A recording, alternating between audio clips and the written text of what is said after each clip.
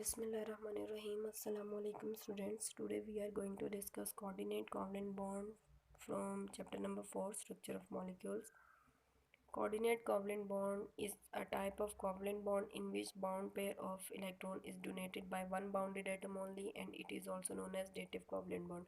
Coordinate covalent bond भी एक covalent bond के टाइप है जिसमें एक पूरे का पूरा इलेक्ट्रॉन का पेयर डोनेट किया जाता है।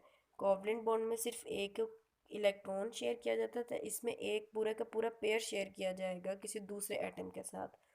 तो इसकी एक्सप्लेनेशन देखते हैं। Donor, an atom which donates the electron pair is called donor. वो एटम जो इलेक्ट्रॉन का पेयर डोनेट कर रहा है वो डोनर कहलाएगा। An atom which accept the electron pair is called acceptor, और जो इलेक्ट्रॉन पेयर एक्सेप्ट कर रहा है वो एक्सेप्टर कहलाएगा। A small arrow is usually used to indicate the formation of coordinate covalent bond. The arrowhead is towards an atom which is usually accepts the electron. अब इसको represent किया जाता है एक एरो के साथ। एरो का जो हेड है वो एक्सेप्टर की तरफ होता है और जो टेल है वो डोनर की तरफ होती है। और कोऑर्डिनेट कोवलेंट बॉन्ड में एक लोन पेयर प्रेजेंट होता है। लोन पेयर का मतलब है कि वो पेयर शेयर किया जा रहा है जिसने अभी तक किसी के भी साथ बॉन्डिंग नहीं की, उसे हम लोन पेयर कहते हैं। The electron pair available on nitrogen atom in ammonia molecule is called lone pair. जैसे अमोनिया का जो मॉलिक्यूल है उसके पास एक लोन पेयर प्रेजेंट होता है। यहाँ पे हमारे पास है formation of coordinate covalent bond in ammonium radical. अब यहाँ पर क्या है, नीचे आपको एक पिक्चर नज़र आ रही है जिसमें जो नाइट्रोजन है इसके हमने जो इलेक्ट्रॉन्स हैं आउटरमोस्ट शेल के उनको डॉट्स के साथ रिप्रेजेंट किया है। इलेक्ट्रॉन्स को हमने और जो हाइड्रोजन है उसके इलेक्ट्रॉन्स को हमने क्रॉस के साथ रिप्रेजेंट किया हुआ है। और जो एरो है वो बता रहा है हमें, एरो की जो टेल है वो डोनर की तरफ है, यानी कि नाइट्रोजन जो है अपने ये वाला जो इसके पास पेयर है इलेक्ट्रॉन का ये शेयर करने लगा है इस प्रोटॉन के साथ। ये एक प्रोटॉन है, यानी कि ऐसा हाइड्रोजन एटम है जिसने अपने इलेक्ट्रॉन्स जो उसके पास एक इलेक्ट्रॉन प्रेजेंट भी था वो भी किसी को दे दिया हुआ और बदले में पॉजिटिव चार्ज गेन कर लिए, तो इसको हम प्रोटॉन कहते हैं। इसके पास अब कोई इलेक्ट्रॉन नहीं है।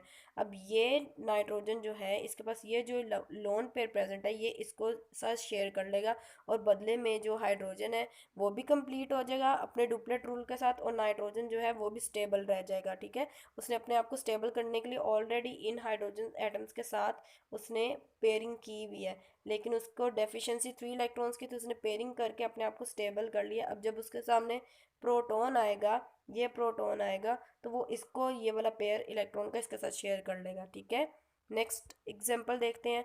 Formation of coordinate covalent bond between ammonia and boron trifluoride. अब यहाँ पे अमोनिया का सेम वही स्ट्रक्चर है कि अमोनिया के पास हाइड्रोजन एटम्स जो हैं वो कंबाइन कर गए हैं और जो नाइट्रोजन है उसके पास एक लोन पेयर अभी भी प्रेजेंट है, और ये हमारे पास बोरोन है।